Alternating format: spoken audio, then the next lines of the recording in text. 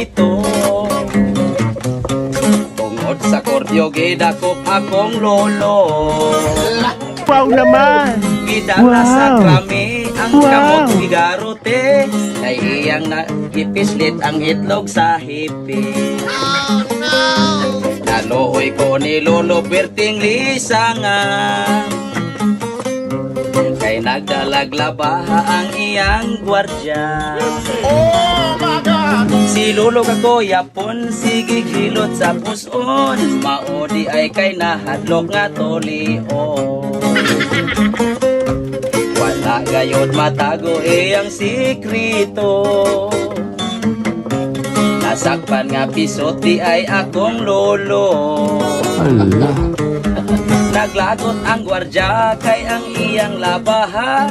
Nahabol og nagibang sa paghiwa na. Ay nako. Wapa maayo ang iyang tole.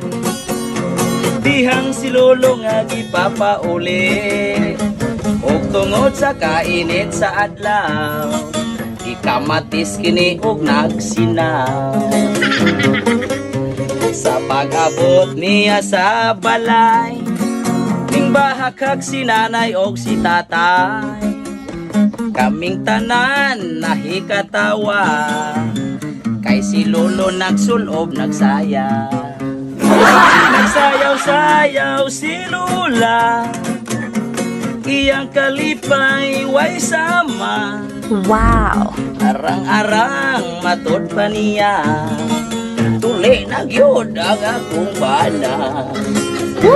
Nakalitan ng akong lolo, kay gibira ni lula sa kwarto. Upong pa sa akong lola, paghubodong kay subhanda. Marupok ako. Maayo na kay labas pa, pag-honeymoon kitang duha.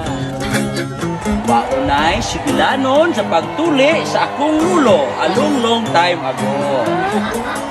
Okay.